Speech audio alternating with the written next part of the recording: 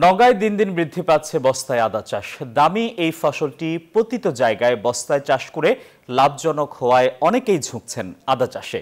নিজেদের চাহিদা পূরণের পাশাপাশি বাজারে বিক্রি করে লাভবান হচ্ছেন চাষিরা।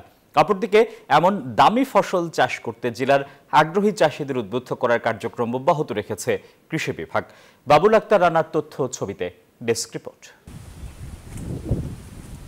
মশলা জাতীয় ফসল আদা পতিত জমিতে বাণিজ্যিকভাবে বস্তায় চাষ শুরু হয়েছে নওগাঁয়। জেলার 11টি উপজেলার মধ্যে পত্নীতলা, পোরশা, সাপাহার, ধামইরঘাট, মান্দা, বদলগাছি, রানীনগর উপজেলায় বেশি চাষ হচ্ছে। প্রতি বছরের এপ্রিল-মে মাসে বস্তায় আদা লাগানো হয় আর ফেব্রুয়ারি-মার্চ মাসে আদা তোলার উপযোগী হয়ে ওঠে। প্রতি বস্তা থেকে প্রায় 1 কেজি করে আদার ফলন পাওয়া সম্ভব।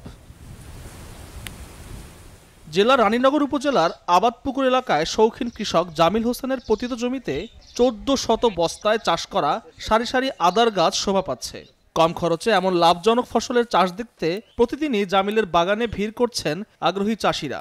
প্রতি বস্তায় আদা লাগানো থেকে শুরু করে আদা তোলা পর্যন্ত আনুমানিক 40 টাকা খরচ হয়। এছাড়া রোগবালাই অনেক কম এবং সারও প্রয়োগ করতে হয় না বললেই চলে। এখান থেকে আশা রাখছি আমি বাজার যে পরিমাণই যাক আমার এখানে 3 লক্ষ টাকার বিক্রি করার চিন্তা ভাবনা বা আছে, আশা রাখছি। আগামীতে আরো বড় পরিসরে আমার এই বস্তায় আদা চাষ করার চিন্তা ভাবনা আছে।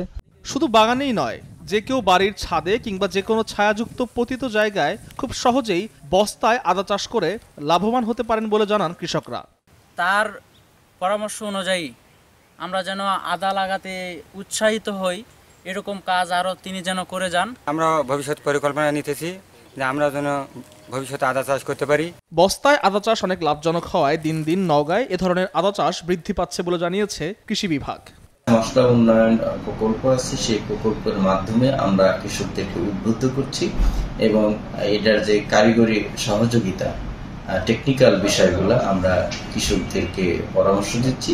চলতি মৌসুমে নওগাঁয় 22,000 কৃষকের মাধ্যমে 3,83,000 বস্তায় আদা চাষ করা হয়েছে আর উৎপাদনের লক্ষ্যমাত্রা নির্ধারণ করা হয়েছে 283 metric ton. Desk report, news 24।